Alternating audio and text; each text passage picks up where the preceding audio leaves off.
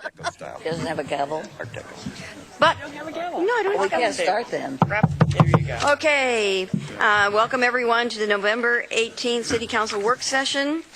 We have two items today, one on economic prosperity, the technology sector, and the other on Vision Zero and transportation safety. So we'll start out with the first one on economic prosperity. City Manager? Thank you, Mayor, and I'll turn it over to Ann Fifield and a team of folks that she has convened. And this is one of a series of work sessions that have been requested and over time, and so we're just continuing to have this conversation around economic prosperity. So, Ann, I'll turn it to you. Good topic. Yeah. All right, that's working, good. So at the council workshop this past April, council indicated that they'd like to have ongoing discussions focused on two different issues, economic prosperity and homelessness. In July, there were two work sessions focused on economic prosperity. The first focused on the city's current efforts, and the second focused on some key areas that should be focused on in the future. In our discussion regarding the future, we highlighted some things we think we should continue doing, along with some focus areas where we believe we need to increase our efforts. The list of items that we highlighted for increased effort included 13 items, which Councillor Evans dubbed the baker's dozen. And so we have a box of donuts. We talked about bringing donuts to the meeting. The Baker's Dozen represents a proactive approach in specific areas where we would like to intensify our efforts and deepen our conversations with council as we move forward. One of the items in the Baker's Dozen is targeted industry conversations. Today's work session focuses on conversations in the technology sector. We will summarize the sector strategy meetings that occurred over the last 12 months that focused on issues that affect the long-term viability of the technology sector in Lane County. The Regional Prosperity Economic Development Plan identified strengthen key industries as a key strategy. The technology sector is one of the key industries in our region that we're working to strengthen. Today's work session will show how the firms in the industry have worked with local public agencies to strengthen this sector. And with that, I'd like to introduce two people who were key to the success of the sector strategy meetings for the tech sector. This is Christina Payne. She's the Executive Director of the Lane Workforce Partnership, our local workforce investment board. And this is Matt Sayer to her left. He's the Director of the Technology Association of Oregon, or TAO, and that organization works to help Oregon's tech industry grow. And Christina and Matt will describe how the sector strategy meetings came about and the results of those meetings. And so, Christina, I'll give you the clicker. All right. Can you hear? Okay. Thank you, Mayor Piercy. Thank you, members of the council. So I'm going to start off with this first slide. And before I get into all of my slides, as you see all the logos here, it represents everyone who we have participated with over the last 12 months in our sector work. But I want to emphasize, I came before you in spring of this last year, and it was about the transition of Lane Workforce Partnership as an organization. We took the partnership out of being a county department, and we set it up independently as a private nonprofit.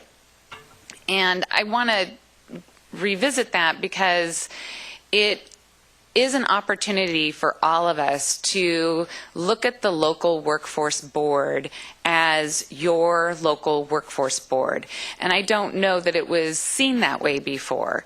I think there was some confusion due to the direct connection to Lane County as the government entity. But we also set up a council that appoints our board members and has direct oversight of our budget. And Councillor Poling is on that council, and his vote has as much weight as Commissioner Stewart's. So this is set up a little differently now, and there is opportunity for the cities to participate in a way that's been different before.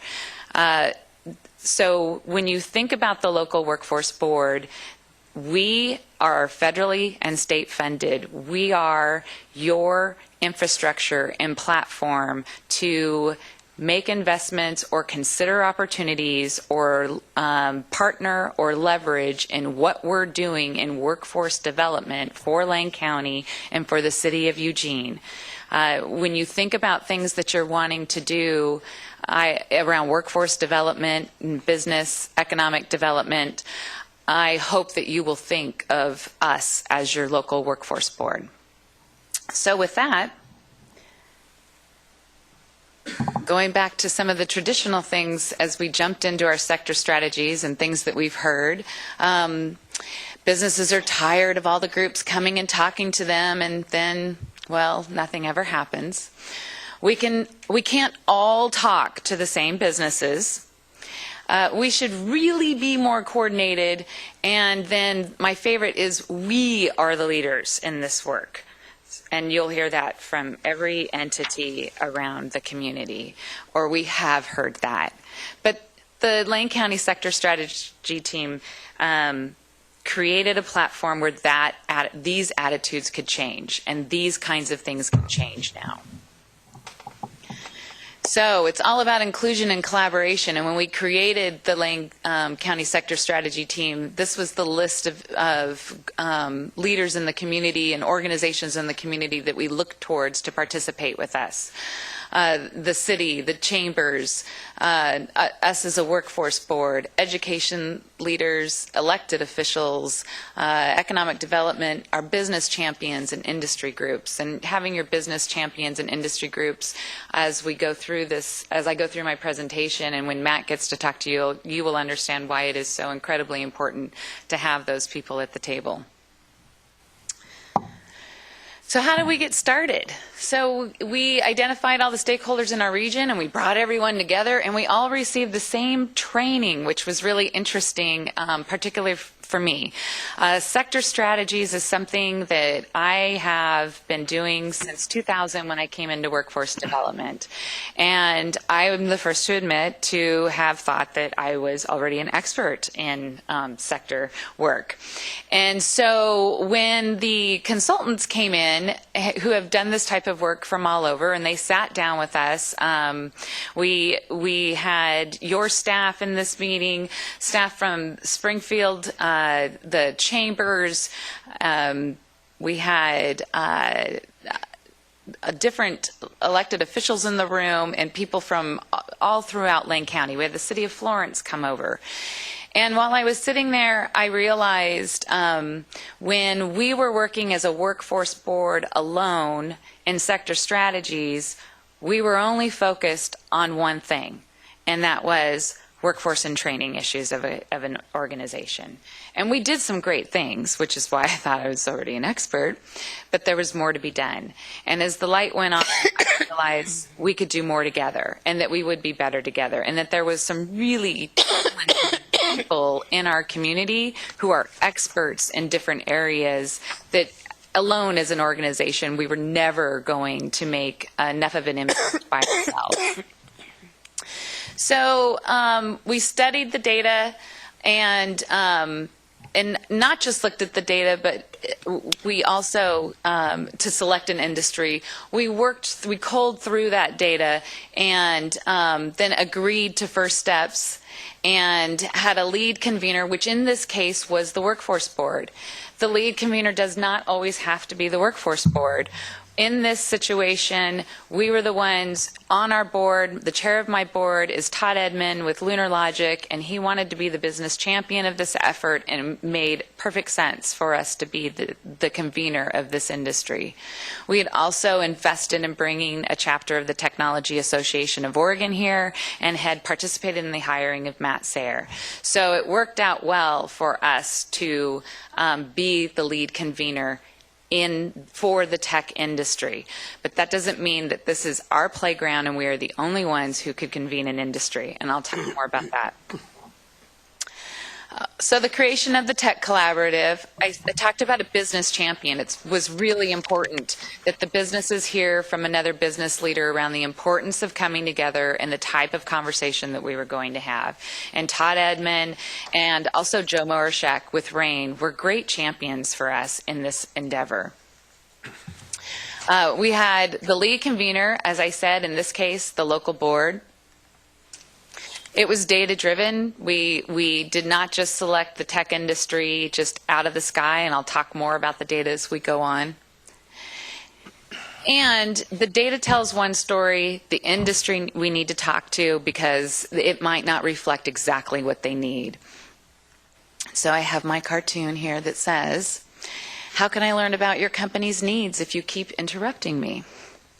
And so again, the old style of each one of us going in front of a business leader with our surveys and talking to them about, in our history, it would have been, what are your workforce needs? What kind of training do people need? And we still have those conversations, by the way. Those haven't gone away. But we asked a different question when we convened the tech industry. We had 25 companies come together in our first meeting, and we asked a different question. We said, what does your business need to be successful? We didn't ask about workforce at all in this meeting. And then we documented the issues. We packaged and shared the message back with the whole Lane County Sector Strategy team. We didn't have everyone in the room when we met with the business, and we did that. That was something recommended through our training. It's really hard for the business to speak and bring up their issues when we're all sitting in the room with them. So if they were to say something about, K through 12 schools and there's somebody there, typically it's really hard to sit and listen. You want to say, but we fixed that. And then it shuts down the conversation and we can't really get at what the business is trying to say. So as the convener, we did the interface, but then we packaged up everything and brought it back to the sector strategy team. And then this was key. As I said, the sector strategy team has close to 50 members from around Lane County. And we took the topics, and I looked around the room, and I said, I know there are many of you here who are leaders in this work, and I need you to step up and let me know that this is something you can take on. And I imagine some of you are already taking on this work. So we didn't identify these things so that now as the board, we can step in and do this for you. I want to quickly go back and talk about the data, and then we'll dive more into the issues. So why tech? Here's what we learned when we dove into the data.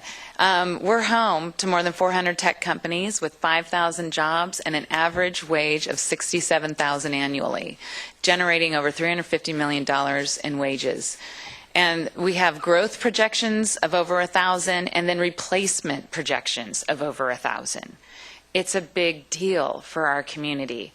And when we talk about these types of jobs, I've also heard from people that they're concerned that these are just jobs for college graduates and people who are, just real computer wonks and data wonks, and these are all kinds of jobs, and there are opportunities for people who are coming at work from all levels. And so that's a myth that we need to dispel. There are opportunities in the tech industry for everyone. So here's what the businesses told us when we said the question, what does your business need to be successful? Here were the issues. They wanted to have business-driven curriculum in the local colleges. They didn't feel connected to the University of Oregon. They didn't feel like they could influence the curriculum at the University of Oregon. They want some improvements in the quality of K through 12 education. We've all heard the negative stories that have come about. There's been some news stories running recently about what's being done in K through 12 education. But we'll talk more, and Matt will talk with you more about what the strategy teams are doing. Improving air travel options in and out of the region. They really wanted a flight to San Jose, and I know it's no secret that now we have one. This did not happen as a result of this one conversation. There's been many, many, many conversations, but this one conversation did help tip the scales. It came at the right time. It came at a time when things were starting to dwindle away and nobody knew, do the businesses still really want a flight? Do they really care? And they still really wanted a flight, and they still really care. Improving livability of downtown Eugene and the safety issue of downtown, and Matt will talk more about that. It was phenomenal, to have Denny on our team to talk to people what's been done thus far, to recognize the work that you all have been working on. It wasn't being recognized. There's been a lot of work done, but the businesses that are downtown, they're still wanting more. So, and Matt will talk more about that. And then the branding of marketing of Lane County. They want this to be that super cool place to live and work. They don't want it to be, by the way, another San Jose. No, none of the businesses that are here want this to be the second San Jose. They're here because it's not. But they want their businesses here, they want the talent here, and they want to be able to recruit here from other places if they have to for certain positions. Of course, you would hope that all the talent and all the positions exist right here, but if they need to bring someone from outside, they want to be able to say, this is a great place to live, to raise your kids, the schools are good. We have the University of Oregon right here that develops programs to meet our needs as well. And then increased internet speed in downtown Eugene. I know you guys are familiar with that. Matt will talk with you more about the opportunities that exist there. And so now I'm going to hand it over to Matt. Before Matt starts, I just want to say I love the idea of the Tao of Eugene. Go ahead, Matt. Thank you. Before I really start, I wanted to start with a thank you. It was the City of Eugene, Lane Workforce Partnership, and the University of Oregon that actually brought the Tech Association here. So the wins that I'm going to talk about are our wins, our collective wins. There were a number of logos that you saw on that first slide, and so I want to make sure that I give credit where credit was due, and so it's important to start out with those words. So a lot of amazing things have happened over the last year, not the least of which is that the membership of our association has grown by 1,000%.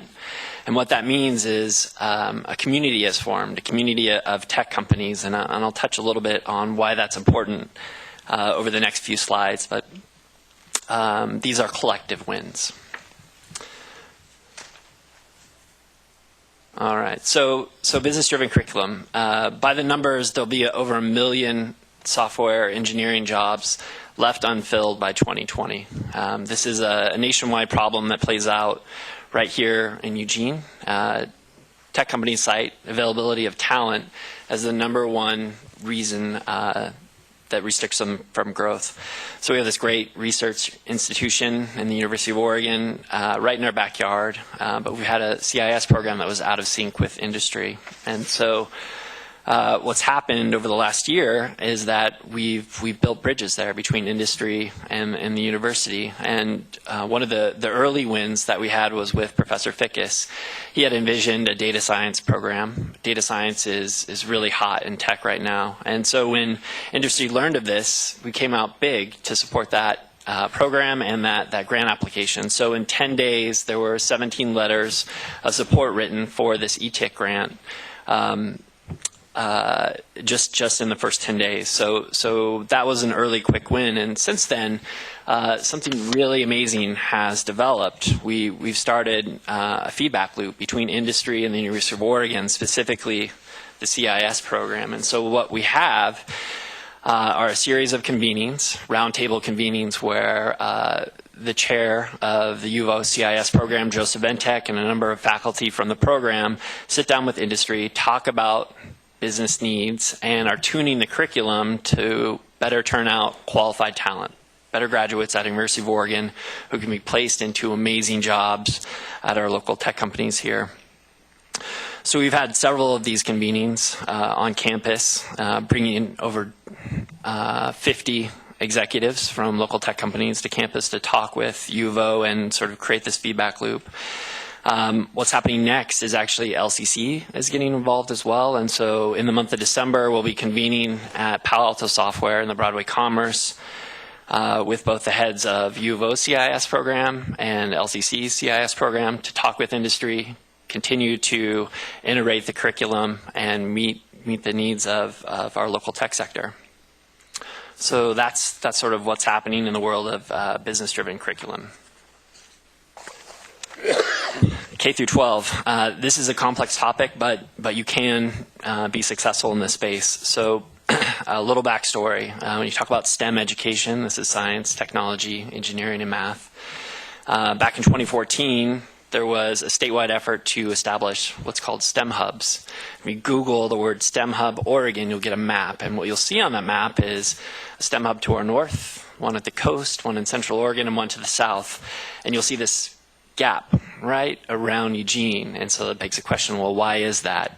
The reason for that is that back in 2014, there were 3 agencies that all went after the same grant and canceled each other out. So unfortunately, every region in the state except Lane County has a STEM hub. So through the efforts of Sector Strategy and Lane Workforce Partnership, we partnered with our educational peers, and we brought those 3 parties to the table, and we started talking about STEM. And out of that, we brought 80 additional stakeholders to the table, convened out at Lane ESD, and rebooted the STEM hub effort here in Lane County. And so we're at a place where all of the stakeholders, the right stakeholders, are at the table. We're doing a coordinated grant ask, and we're going to fill that void that exists on the statewide map.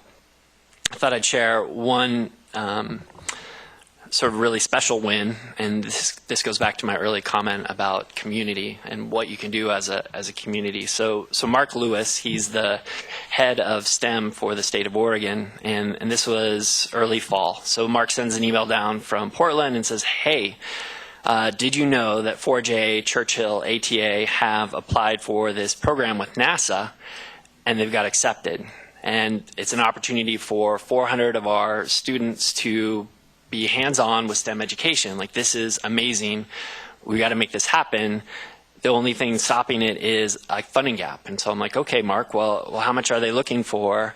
You know, we have a strong interest as a tech community in supporting STEM education. And he said, well, it's $23,000. I'm like, I think that's possible, you know, if we do a fundraising drive. And it's a Thursday night, and he says, we need the money by Monday.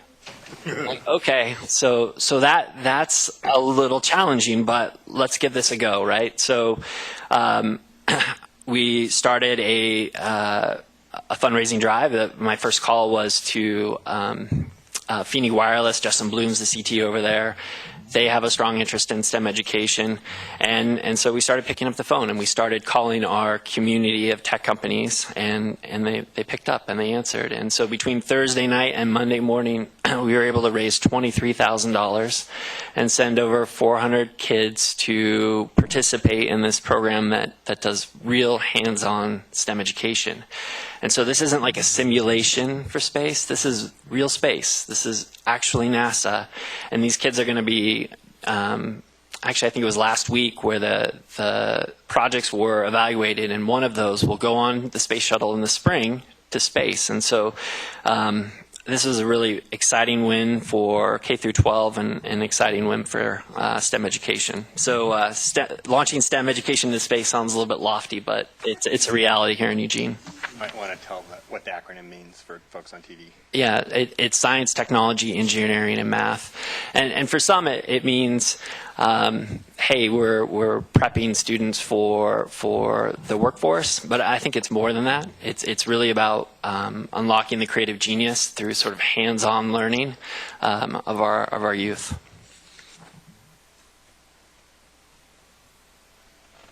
Air travel.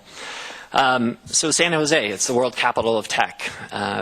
And to the extent that any given region has convenient access to that capital, it makes it convenient for tech companies to form and to grow. So there's a couple that you probably know of that have their corporate headquarters in the Bay Area, one of which is Symantec. But there are also other really fantastic tech companies here in Eugene who have their corporate headquarters down in the Bay Area, one of which is RockU Games.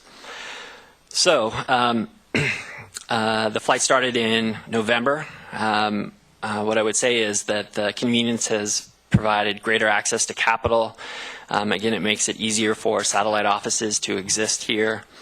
So I flew on it. I flew on it last weekend, and so this is just sort of anecdotal observations. Alaska, great customer service. I had a fantastic flight. It was about 1/3 full on the way down, which I was like, huh. But when I looked around, I saw familiar faces. So that is to say that the folks that we thought would be using it are using it based on one observation. On the way back, it was full. So I think that the extent that those observation points are reflective of a trend, I think the early numbers around take rate of that flight will be pretty good.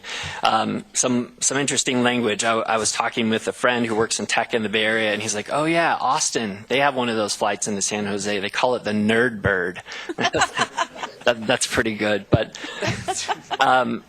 when tech sector folks talk about the flight, they talk about, well, you know, we go down to the Bay Area, we go down to Silicon Valley with our buckets, and we fill them up with gold, and we bring them back here. So this is really a boon for the tech sector, and so thank you to all the agencies that help make that real. Downtown livability. So I'm actually from here. I spent a long time away, but I'm from here, and I went to UVO, and I worked on Olive Street in the late 90s. I worked for an economics consulting firm at the Atrium Building. And so I remember, as I'm sure many of you do, what it was like back then in the late 90s with the pits, when Starbucks, that's now in Willamette and Broadway, was a Taco Time and an A&W. How far we've come.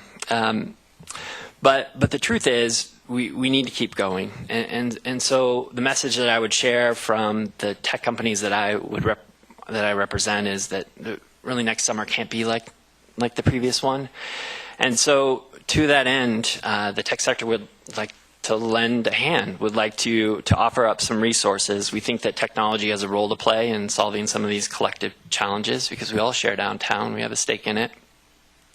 And so what we're envisioning is a hackathon. It's in the month of February. A hackathon is where tech-minded folks, makers, software engineers, project managers, digital creatives come together and focus on solutions. So we're envisioning a 3-day event over President's Day weekend that focuses on solutions with some of the best minds in the city. This is a joint effort with University of Oregon student groups, the Technology Association of Oregon, and Bitforest. They're the local sort of community of video game developers, which is very strong here. And what I'd like to do is extend an invite to a council member to participate in our judging, which is on Sunday, February 14th. I have one hand. This will be a lot of fun and really positive energy, and I'm hopeful that some really meaningful solutions will come forward. So we're talking minimum viable products, we're talking apps, we're talking web tools, we're talking new tools that policymakers can leverage to solve very challenging issues. Downtown livability. Branding and marketing. So we now have a coordinated effort in this space. And maybe a year ago, the tech sector, if you will, was largely invisible to most, but you'd be hard-pressed to miss us over the last 6 months especially. Part probably one of the most widely noted press pieces was Eugene's acknowledgement as one of the top 10 cities in the country as an up-and-coming tech hub. So that was reflective of a lot of great work from all the groups that were mentioned in that very first slide. So we're a traded sector, which means that a lot of the products that we develop go out of area, and in that way, companies here can collaborate. And so collective positive image here helps us attract talent, which is a key input to growth. It also gives us credibility as it relates to seeking venture capital. So for example, Sheer ID, they just got a $5 million round. They're a tech company on Willamette Street.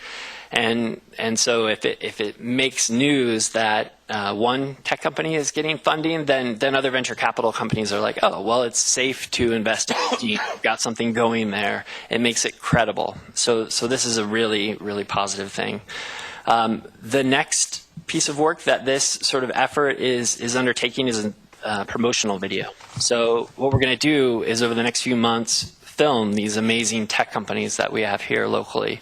One of which 2 days ago made the Outdoor Magazine's top 100 places to work in the country. So that was IDX. They're down on Broadway Street. So we're gonna film them. We're gonna do this over the course of the next few months, and then in February at the hackathon that I mentioned, we're gonna serve up this raw footage to the digital arts community, and we're gonna let them edit it up, and we're going to judge for the best video, and then we're going to showcase that as a sector globally. So that's a really exciting joint effort, something that's only possible when tech companies or other companies, if you will, come together as a community. So this one gets talked about quite a bit, but for good reason. So we've had some great collective wins over the summer. We now have 25 companies connected to gigabit internet access for $99 a month. That's a world-class product, and that's really fantastic. But we need to keep going. By the numbers, the city of Eugene is the 22nd slowest in the state. So we got a lot of room to go. So let's keep after that. When I think about this space in general, and I think about 2021, which I saw was on the Baker's Dozen list, and it's like, okay, we're going to be on the world stage. What do we want to be known for? Let's include tech as part of that, right? And perhaps we can tell folks that this is one of the best places in the country for internet access. That's it. Thank you. That was fun. So I just have a few more things in closing, just to remind how this work is going forward. When I mentioned that that the local workforce board was the convener of the tech industry, the Eugene Chamber is going to be the lead convener for the food and beverage industry. The sector strategy team is kind of like our North Star point place to bring everything together, and as the workforce board, we will continue to maintain that group so that as these initiatives, the work that Matt just reported out on, as leaders in the community are making headway, that we continue to come back and tell each other so that it's not happening in a vacuum somewhere, and that way then it doesn't matter who's convening because it's not happening in a vacuum somewhere.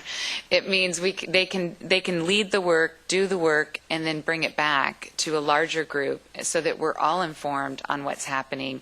And if they discover something that it's not in their control or power to be the one to lead that work, that they're bringing it back to a larger group that has somebody there, has a Matt Sayre or someone else that says, I got this. This is my work, and I can move this forward. We don't have to do this stuff by ourselves.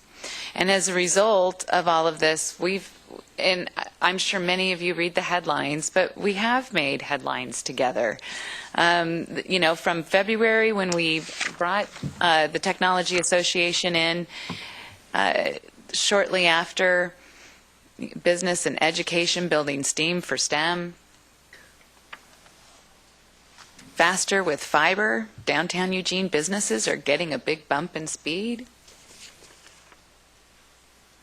Eugene makes top 10 cities in the nation for emerging tech, Fast Company. That we really kind of went nuts about.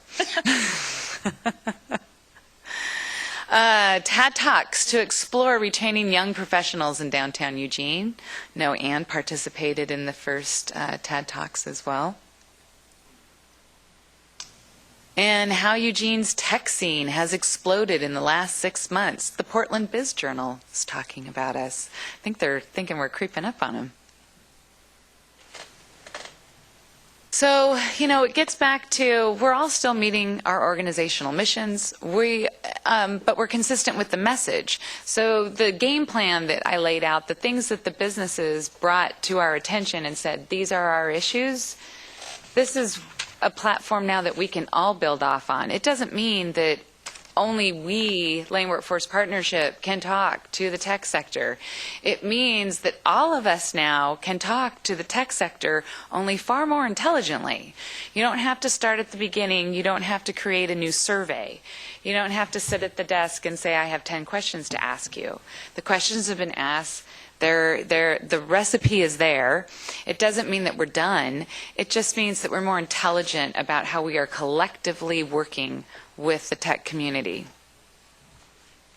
And with that, I'd just like to once again say we are your local workforce board. We have the infrastructure and the platform for you to utilize. And if you're thinking of workforce development, if there are things that you want to see happen, we have Councilor Pulling on our board. As I said, he has an equal vote as anyone else. And if there are initiatives that you want to see us do as far as sector work, we want to hear those things. And if it's the local board's role to convene and make that happen, we will. But if it's our role to bring other parties to the table and make sure that they are aware of what needs to be done, we can do that as well. One of the crises in our region and across the nation right now is youth work experience. Something that we receive very little funds in our region for, and we hear about it all the time. But we do have a platform. Our youth contracts go out throughout the county, but not far enough.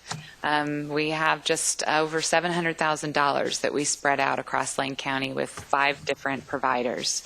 So really, when it comes down to making an impact, we look at our cities and our county and we say, if you're saying we want to invest in our youth, you don't have to do it by yourself. There is an infrastructure in place. There's an opportunity. We oversee work experience for youth in all of our programs. And there are opportunities for a council like yours and other councils to get involved and participate in the work that we're doing. And so I want to finish up this summary of the conversation to provide a staff update on the fiber project and where we are just as a city working through that. As Matt mentioned, in the pilot project, the city brought fiber optic connections to a couple buildings in the downtown, greatly increasing their internet speed. The pilot project is working. Those 2 buildings are the very beginnings of a municipal broadband network, which provides the infrastructure to create a competitive landscape for internet service providers. One important role that the Technology Association of Oregon has played with the fiber project is that it really drummed up interest in internet service providers to provide service through our small network. And now we have a couple different ISPs offering internet service using the new fiber optics that we installed.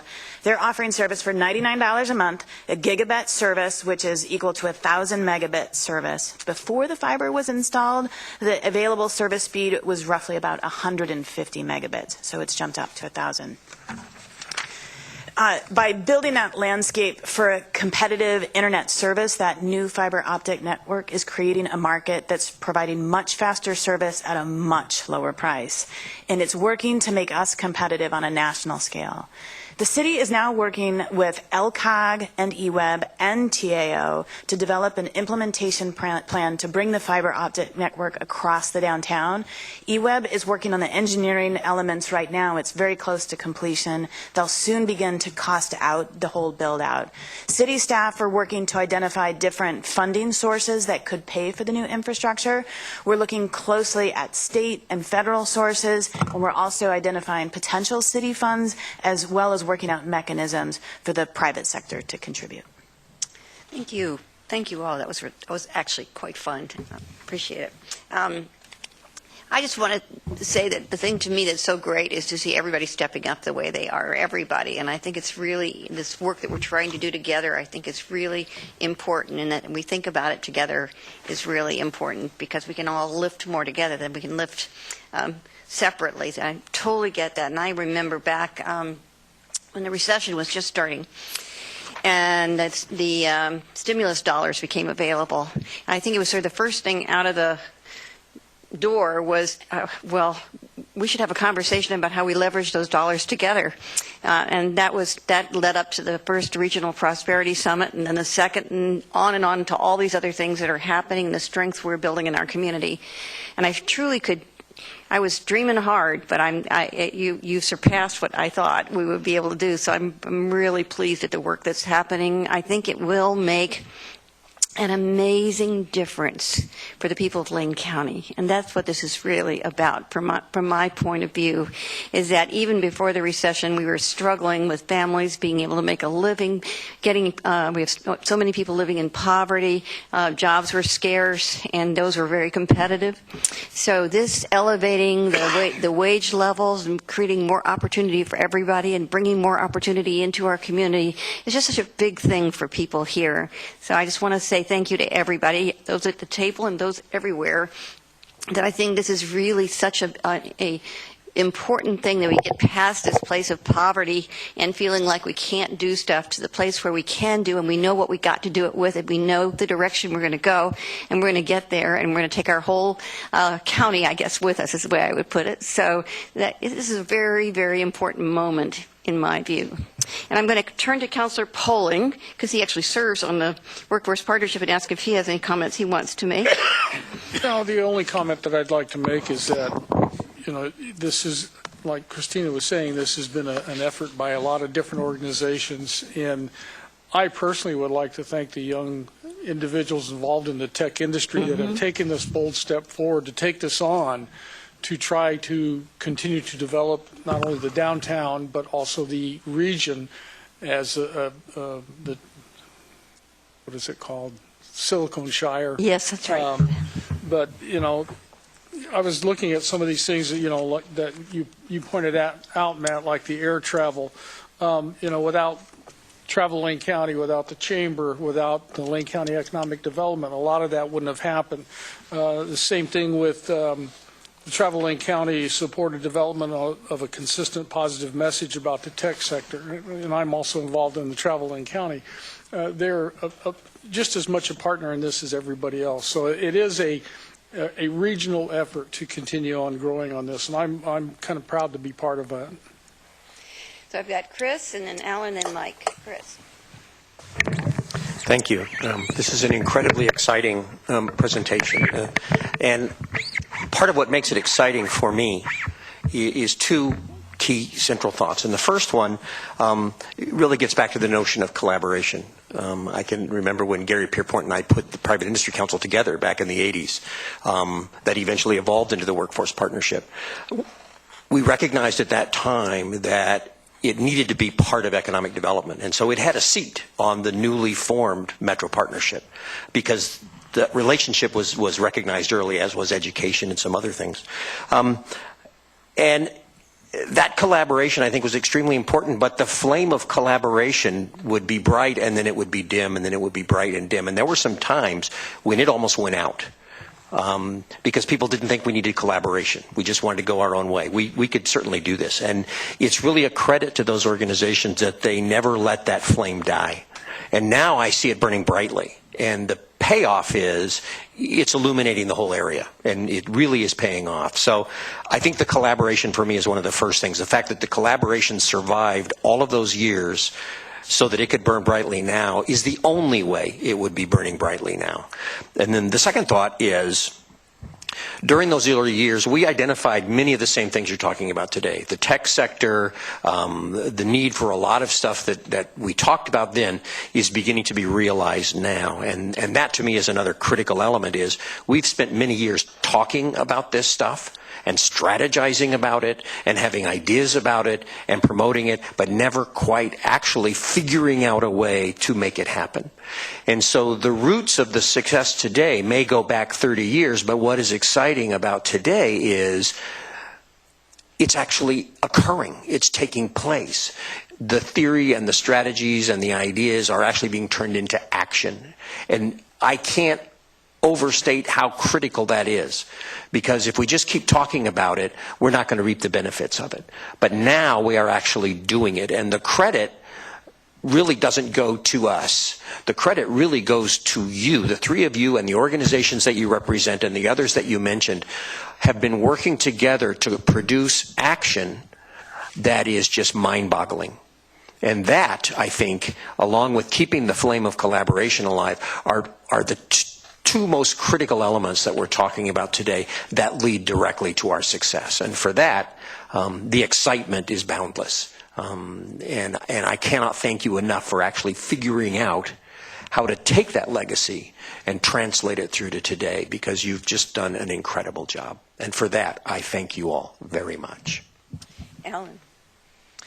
Yeah, impressive amount of work so far in this area, and I agree. Working together and collaboratively achieves better results, and impressive list of players that are pulling together here.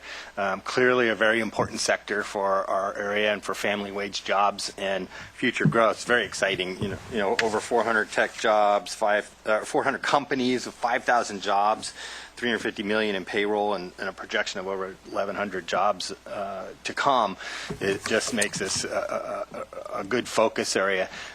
If you recall, the reason I put together this work session poll last year was it had three parts to it. One was the matrix that said, here's all the things that we're doing. We've done that, and it's very impressive, all the things that we've done in that matrix, and it ended up being very long, but nobody really knew about it, but now we do.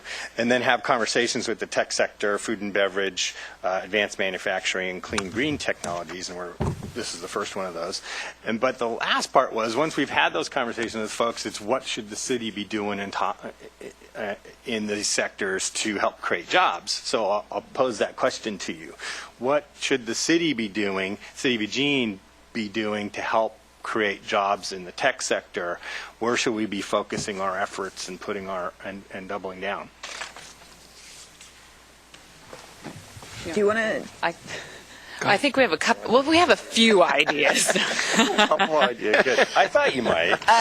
So from the Workforce Board, and I mentioned it when I was speaking as well, that the jobs are being created. We need to have a prepared workforce. We need to have a skilled workforce. And we currently have a crisis in our youth and young adults not having enough work experience. Regardless of where they're going, if they come out of high school or they go into college, there's just not enough opportunities. Even coming out of the recession, they have not come back. Their unemployment rate is almost double what the regular unemployment rate up to age 24. So creating opportunities, paid work experience opportunities, so that they can learn the work ethics. And we criticize, the youth have always been criticized. It doesn't matter which generation. It's the older generation that's criticizing the next generation that they don't know how to work. And then we get asked if we could come up with some sort of soft skills training and testing. And well, I'm here to tell you, I hope that's not a surprise, but you really do learn all those skills working. You do. You learn that it's not okay to show up late by going to the job. You could be asked if it's okay to show up late on a test. you're going to say, no, it's not okay. Now, how you put that into action and actually get to the job on time, very different things. So they might know the right answers, but they might not be doing it. And to actually be in those types of situations where they're either being coached, hopefully not, but possibly fired from their first job at a young age where they don't have a mortgage of their own, it puts them in a very different situation. But that's not been happening. We have young 24-year-olds without any work experience. They may have an education, they might not have an education of any sort, and they're going out for their first work experience, and we do have high expectations for the 24-year-olds. We think they should know this stuff. And unfortunately, they don't, and it just sets them back even further. So work experience for young adults, we call them youth because of the federal guidelines. They're still youth until they're 24. Most people don't think of themselves as a youth until they're 24. But providing those opportunities, and we know the tech companies have opportunities, but they need some support in that as well. It's great if there's a program in place, but they don't have time to babysit. They have their work to do as well. And so these programs have to be developed, and we need to create opportunities so that our youth have an opportunity to fail. So what would be our role in that?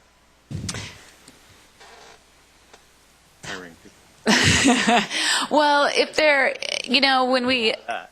there are ways for the city to invest in workforce development, if you have funds, I know the city of Portland, and I know we're not the city of Portland, but the city of Portland invests a couple million every year. That our budget's only $5, so you probably don't have a couple million to invest in workforce development, but they utilize Work Systems Inc. up in Portland, the local workforce board. They use them as their workforce board in developing the youth. They know they already have the systems in place, the contracts in place, the performance accountability in place. We hold our contractors to high levels of accountability. We don't just give them money and hope something good comes out of it. They have to perform. People have to be placed in jobs. Students have to be meeting benchmarks and learning. And all those things have already been created. So that's just an example. If there were funds, they use the community development block grant funds in Portland to make those investments, and your funds may already be spoken for. So that would be my say, is that if there was a way you could be involved investing in your local workforce board, having someone at the table to oversee those investments and budgets, you have. So it would be something that, if you had the funds, would be something we could manage for you. I'll take this one from an infrastructure standpoint, maybe tee it up and then let you finish it out. So this past summer I was down in what they call the Porta Siuslaw, which is like Old Town Florence, and they have a placard there that talks about when the coastal highway system was put in place and the bridges were built, and they talk about the transformation of the city following that. It was like during the Roosevelt administration. I thought it was an interesting history lesson. Like the entire city basically picked up and moved from the coastal waterway to be next to the new highway system.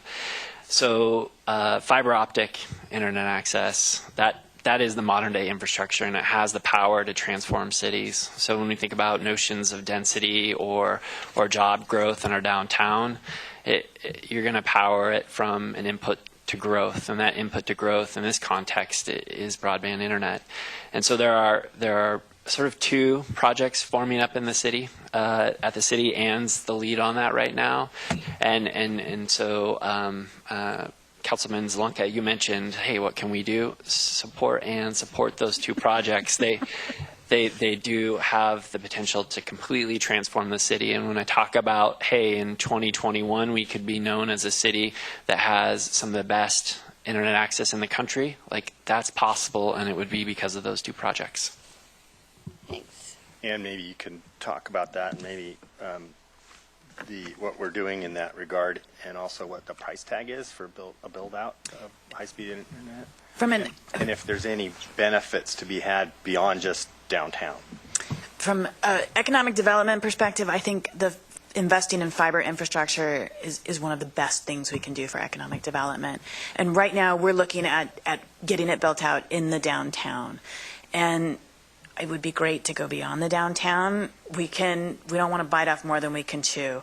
And so we're looking at the downtown, but the plan is explicitly being engineered so that essentially the fiber is stubbed out on the edge of downtown, so that when we're able to think about a much bigger build growing beyond the downtown, it'll be ready to go. We can splice into it.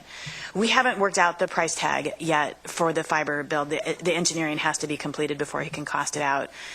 We have really, on the back of a napkin, roughed it out, and we've looked at about $2 million for the downtown. And that's roughly 125 buildings. And hopefully that extends, that will extend to, we'll lay out, stub out infrastructure to the eWeb Riverfront site as well. And then it could be expanded into other areas, including into the residential areas? I'd love to see it. That will be very expensive.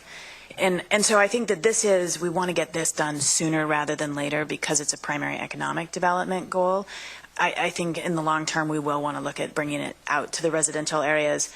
The technology is changing so rapidly that I think it behooves us to get this done and then sort of learn from our lessons there and figure out the technology may change in 2 years and it may be much lower cost to bring it out to the residential area in 2 years. Let's get this done first and build on that. Yeah, it's like a backbone system, and then you can tap into it, right? Matt's much better at the infrastructure on that than I am. So from a downtown perspective, the origin of the internet is called the WIX. It's 859 Willamette Street. It's the brick Elcog building. And so all the fiber optic cabling comes out from that facility and then is transported through the electrical ducting that is the eWeb infrastructure. And so there will be what's called, I think what you're referring to as home runs from that facility out to strategic locations on the border of downtown for future expansion. Thanks. I just wanted to be fair to people who are out in the audience waiting for another topic to come up, that I feel really responsible because this was a robust conversation. I want to be sure council all has a chance to respond to what they heard today. So we may be eating well into the time for the second issue. So I'm just letting everybody know that. Okay, Mike. Thank you, Mayor. I appreciate the presentation very much. And like Chris, I appreciate the fact that there's real leadership involved in this process, because we're not just having good conversations about what would be a good idea to do, but seeing these things come to fruition, and I think that's fantastic. I'd even go so far as to say we can see maybe some critical mass from here that people talk about, and I think that's very exciting.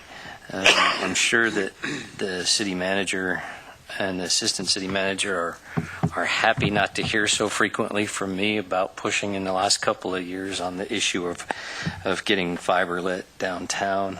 I have considered that one of our most important issues to deal with over the course of the last couple of years, and seeing it expanded entirely, I think, is still one of the most important economic development projects we face. I've even used the analogy at this table before that in the mid-17th century, cities sprung up around waterways where goods and services could be transported. And in the mid 19th century, it was along railroad lines where cities developed, and then the highway system, as you mentioned. And this is the next one. And that's one of the most primary things we can do, is to do that well and do it efficiently and do it effectively. And as a matter of fact, I heard this discussed. If we've got a 1 gig fiber lit that well downtown, we could do Wi-Fi technically from a large tower that could cover a pretty large area of our downtown, whereby our downtown could be completely wired for anybody with the capacity to get that wireless everywhere. And I think that would be a pretty exciting development. I'd like to see us investing in that as much as the city is capable of. But I have to say, in my professional life, I work with a number of tech firms downtown, and I know of their willingness to invest. As you mentioned with the $23,000, $2 million, and we're all wired. I bet you that could be raised if we were allowed that partnership with private firms. I bet there's equity to do that in the marketplace. So I really encourage us to continue that kind of leadership that accomplishes this stuff, because it is that important. And from the city's perspective, tell me what you want when you need. I'll be happy to support it because I think it's a great idea. So I appreciate the work very, very much. And yeah, I'd be happy to do the hackathon. Thank you. George Brown, I'll pass, Mayor. Betty. Okay. Oh, there it is. I wonder if you knew that in Chattanooga, Tennessee, every house and every business is connected. Every one. I don't know how they did that, but that's something I learned at the National League of Cities. I think this is really good that we're working on what we have instead of looking for something else. I was just in Nashville for National League of Cities, and of course, their big industry is music, and many cities are taking advantage of what they have, and in our case, I think that's what you're doing here too. I also heard a lot about economic development and how the trend now is not to go out looking for something and bribing someone to come to your city, but making your city the kind of place that people want to come to. And that includes things like education, recreation, culture, all of which we have some of, but we should concentrate on in improving them, I think. I remember when I was on the Workforce Partnership Board, some talk about money being used to provide internships or to help support internships for young people. And are you doing that now? Yes. Almost pulled the whole table over. That Yes, we do. But let's see, I think I brought our numbers. I did.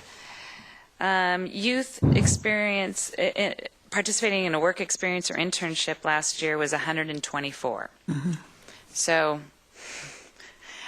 for a region our size, it's not, we're doing what we can do with the funds that we have, but it's really not enough. And we have to look at other resources. We have to work together. And the majority of our funds do go right out the door. We're a very lean, small staff, so it's not like we're this huge entity. There's 7 of us. And to oversee these contracts and to work with our contractors, the money goes out the door to make a difference. are you working with the high schools? We are. We're working with Springfield High School and a number of their programs. Willamette has some programs that we work with. And really, the primary provider for Eugene would be Riverfront School for serving at-risk youth.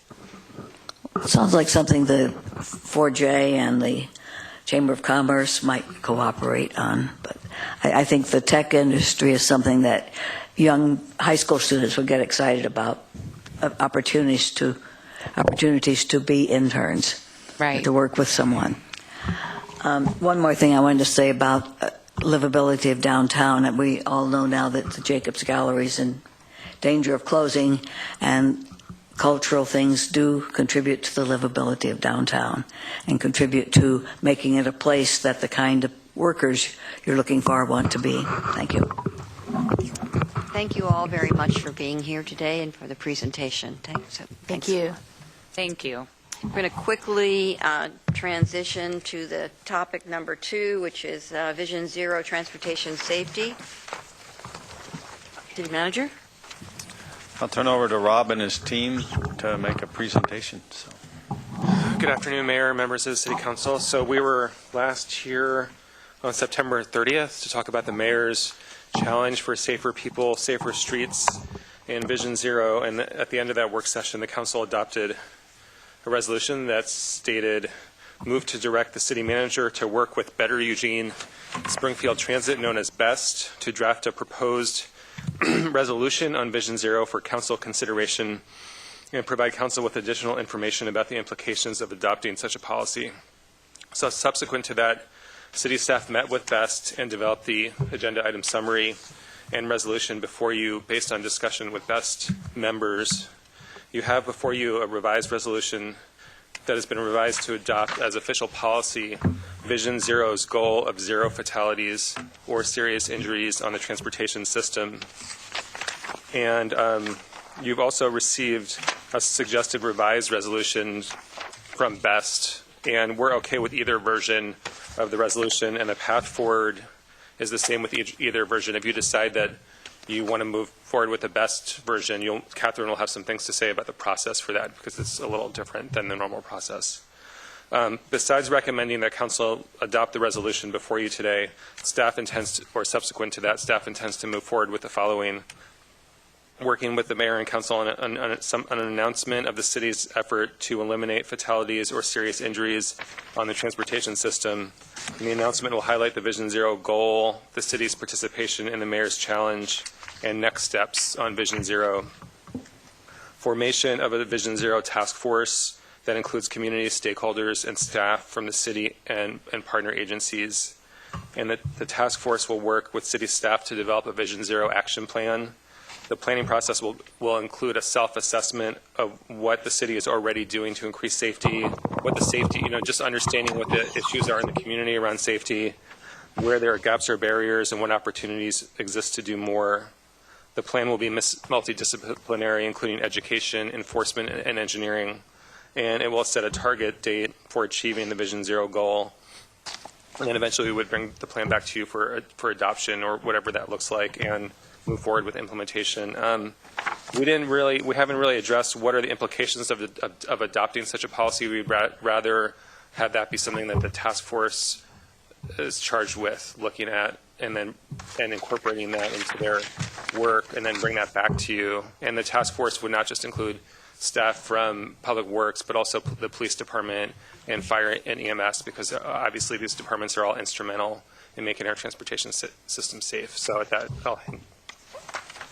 Catherine, you want to talk about if we do the other best recommendation? Absolutely. So what you have in your council packet that went out and that was in front of you has revisions that were based on discussions with BEST, and they're highlighted. So the two revisions that were made, it was the addition of recital J and the addition of section 4, and those are highlighted in your packet. And then there was also, which was distributed by BEST, I believe it was emailed out on Monday, and then you have I believe a version, it was that what was emailed on Monday was put at each of your places this afternoon. So that is a revised resolution. So if there is, assuming that because that was not the version that went out in your packet, I don't know if everyone's had an opportunity to read BEST's proposed revisions to it. You have two options. Because it is in front of you, you can take the time today to everybody read through it. You can, if you want to move forward with adopting BEST's version, you can adopt the one that was in your council packet, because what I heard from Rob was the direction that they're going to be taking won't be different. Or a third option is to give folks a greater opportunity to kind of dig into this, into BEST's revised version. You can postpone action till Monday, just to give an additional. I will say that I did have an opportunity to take a look at their revisions. We don't have legal concerns with them. Okay, good. Thank you very much. So I've got Claire and Mike in the queue. Claire? Thank you. Yeah, so thank you, Rob, and your staff for this work, and also thanks to BEST for helping us put our arms around this issue. This is really one of the more pressing issues for our community. Since joining the council in 2002, this issue of safety on our streets has consistently been one of the most common concerns I hear from people across the city, all wards. And I soon learned that when people talked about wanting to feel safe in their neighborhoods, they weren't speaking about a fear of crime, but rather a fear that their children or themselves would be hit by a car trying to cross the street. So I really hope we will make it a priority to make our streets safer for all users. People should not fear for their very lives to cross the street trying to access the bus stop. As one constituent shared with us just this week, and I know her experience is shared by many other people throughout our community. And I think it's a fundamental part of the city's responsibility to provide safe streets and infrastructure so people of all mobilities can engage in the business of daily life. I think adopting this resolution will affirm that commitment and represent a first but important step towards that goal. I would like to move that we adopt the substitute draft of the Vision Zero resolution that was provided by BEST. Okay. Thank you. And I offer that because I think it has the emphasis and the framing that this issue requires. The main difference in there is the title, which clearly calls out the intent of the resolution. It also includes reference to the U.S. Surgeon General's call for increased physical activity as a goal towards serving public health. And I would say also being able to walk safely on our streets is a public health issue. And it also calls out the fact that our most vulnerable residents, children, the elderly, low-income residents, are most at risk to suffer from traffic injuries than others. So as I read through, those are the main kind of significant differences from the version that was in our packet. This would help us give staff clear direction that we expect our transportation system to accommodate all users as safely and equitably as possible. And I appreciate the outline of the next steps that staff would take if we were to adopt this resolution. Those add a lot of confidence to us taking this step. Mike? Thank you, Mayor. I voted in favor of the last time this came to us because of the way the wording was. And you've just read that motion to us. And this is the critically important part. At the end there, it says, and give council more information about impacts. We've had a lot of conversation recently about different policy choices, especially overarching policy choices that have long-term, very deep-felt impacts. This is one of them. And what I just heard you say is, well, we're not going to talk about those until later. We just want to pass it first. I have a concern with that. And I have to say, I have an amendment I could offer as a friendly to the maker that I would hope would be well received. It would make this, at least, if not completely, more palatable for me to be able to vote for it. And that is to add the caveat as a friendly, except that as it affects city planning, this does not, in effect, diminish auto capacity on our roadways. No, I will not accept that. And here's the thing. The manager and I have been having a couple of conversations about this lately, and on Thursday we had a really good one. And it's this. Our choices at this table are binary. You have to vote yes or vote no right now. And who in the world wouldn't be in favor of safer streets? For crying out loud, we all are. And if you put this to the ballot, for example, in our community, I would think you would get most people saying, yeah, sure, I'll vote for that. Sounds reasonable to me. But it has implications and concerns and impacts as we go that I would venture most of the community would not support. If, for example, this being in place dictates that we do a South Willamette Street road diet type thing and eliminate a lane of traffic all around town on all major streets, I would imagine that the community would have some concerns there. And so I'm going to vote no today because of the fact that there's a problem with our process, and it's this. The minority or those with concerns, when we have large overarching policy discussions, don't have a capacity to have those concerns addressed appropriately. So we have to wait until the impacts start to hit the ground. We should be able to slow down long enough to address those now, and or the kinds of decisions we're making should have sufficient shades of gray that those impacts can be addressed and those concerns can be addressed. But they can't be right now. I can't say, for instance, I'm concerned about that because what if, fire engines and ambulances can't make it through roadways we've re-engineered for safety? I want to have a more thorough conversation about impacts, and I can't do it today, and it's not reasonable. We need a better process for doing this. Alan? Excuse me. I agree this is a very important issue, safety on our streets. It's like apple pie and mom. The vision is 0 deaths or serious injury in our transportation system. And I think that's a very admirable vision for us to have and a goal that we should have. A few of the important adds between the resolution that was in our packet and the new one from Best, Councilor Surratt already pointed out, and I don't have any problem with those, but the majority of the changes are actually just wordsmithing. So I'm okay with the Best resolution and agree with them.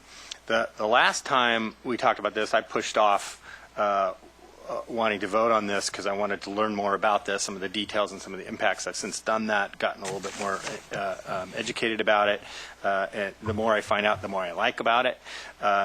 This resolution doesn't specify any specific changes to transportation system or to our policies other than that we have this goal to look at that. What the process does is create a task force to help us identify those things, identify specifically what this would mean, identify what the impacts would be, and then bring that back to us for a final say and working through that with staff. So with that in mind, I'm curious why in the therefore section the task force isn't enumerated as one of the things that we're doing, that therefore that we're going to set up a task force, involve the community to identify the details and the impacts of what a Vision Zero policy for the city would mean. You want to add that as a friendly? Sure, I'd accept that as a friendly amendment. As the second, I'd agree. Glad to hear it. I don't know if the exact wording. Manager, do you have concern? I'm just not sure what that means, so I guess I wasn't. We are going to do a task force. Because we already committed to a task force, right? We commit to a task force? You just talked about Well, staff have said that if you pass the resolution today, that's one of the things we'll move forward with. Yeah. Okay. Maybe you can help us with the wording. So the task force purpose would be to do what, Rob? To assess, well, I mean, certainly one thing is to develop a Vision Zero action plan. If you want to get more detailed than that, it could say something along the lines of assess the current conditions of traffic safety in Eugene, look at best practices from around the country, and develop a Vision Zero action plan. I like that. That's very specific. Section 6. Yeah, Section 6. Okay. So, Chris, you're next. Thank you. I think Mike raised some points that are very important. We absolutely do want to consider in everything that we do what the consequences might be, and those where we can think what the consequence might be, and it would be an unintended consequence, we need to talk about what the implications of that are. Where something that we do may have an unintended consequence, so we can anticipate what that is and then come up with a best practice to address it. I think that is good.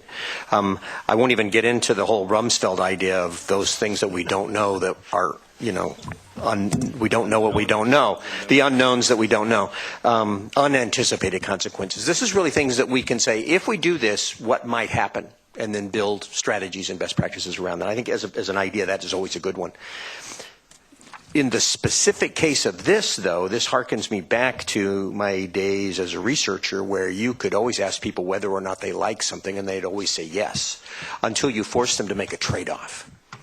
Do you like this if you have to pay $50 for it, or if you have to lose your fingernails for it, or whatever it is? And I think what's interesting about this conversation is the trade-off that's inherent in here is I'm all for safety unless it slows me down. And I'm oversimplifying, but that's a really tough trade-off because I don't even want to ask that question because I don't want to find out how many people in this community are willing to say, yeah, I'm willing to compromise safety so that I don't get slowed down.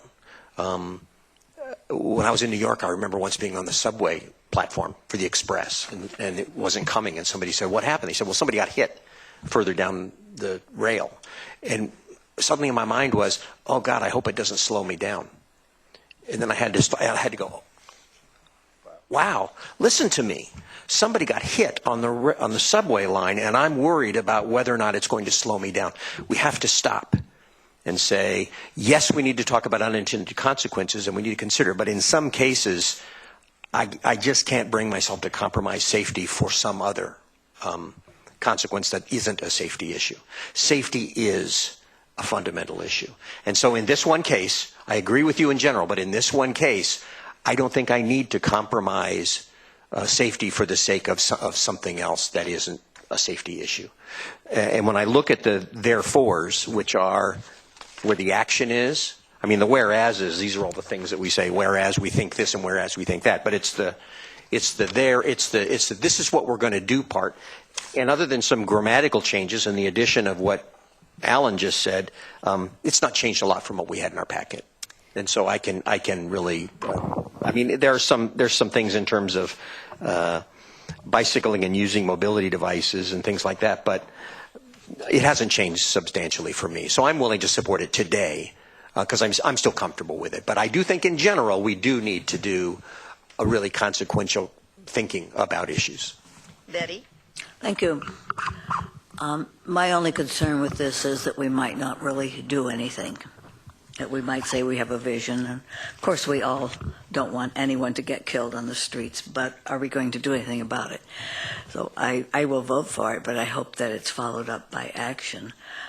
Those of you who've been around for a while may remember that I, over the years, have suggested that we need a city-wide study of traffic because it's something that the danger is something that everybody in the city has complained about and worried about, the dangers of pedestrian or bicycle and automobile collisions. And I personally know several people who've been hit by cars right downtown, in the heart of downtown. So I will vote for it, and I will hope that we do really take action after that. Thank you. I have in a second round Mike and Claire, but before they speak, I just want to say that I think one of the things this is trying to get us to do is move beyond just this coming up every so often and actually a focused effort on this. And so I think that's what it's about, and I appreciate staff and Best for working on this and bringing it forward. And one of the ones that I think about, because it's come so recently to us, is looking at River Road from how people use it as opposed to how many people use it. So it tips the engineering decision around whether they need a crossover or not. I think those are different issues. One is how are people actually using it, and the other is does it quantitatively cause some change to that road construction or the passageways. So I think that there's some really important things there to look at. Mike, you're next. Thank you, Mayor. Rob Zako gave me a wonderful example of I'm in a car at a stoplight, there's a pedestrian on the corner right here, and when the traffic light turns, their walk signal and my green light come on at the same time. So if I take a right, I've put that pedestrian in danger, whereas if the light signal for them to walk goes on a second or two sooner, they start that walk before I have a chance to turn, that's a safer pedestrian, and I'm all for that. That seems like a reasonable proposition. My concern is that this is used later as a well-established, long discussed and dealt with, quote unquote, policy decision by the city. And it'll be used to justify things that we don't intend out loud right now. And we've done that before. And what I'm trying to communicate to the manager, and the reason I'll vote no, is because we had a very robust conversation about this the other day, and about trust and about process and about how people trust their local government. And I believe that this is where trust begins to erode. When something as innocuous, clothed in, the nobility of good intentions, becomes a tool by which we begin to make policy choices later that the majority don't support when they actually hit the ground. Now, Chris's point is a good one. That, safety should be first overall. I agree entirely. But the point is, the reality of people's point of view, like the guy back in the line that said, I hope it doesn't slow me down, is real. And it affects how people support and trust their city government. And so we have to be mindful of the reality of people's, that we represent, emotions and feelings towards stuff. So again, we're going to pass something right now, and I bet you anything you like, it'll be used at a future point to say that it represents the intent of the council, or the intent as policy that wasn't discussed, that we didn't discuss the implications of, and then is going to have to be defended, or whatever the right word you would use is, in a way that will be less smooth on the process. And I hope we don't vote on this, but I'm pretty sure we will and pass it. But it leaves a hole that needs to be addressed later. And the minority isn't heard here. And that's the problem in our process. All right, Claire. Thank you. Well, I'm sorry that Councilor Clark can't support this resolution at this time, but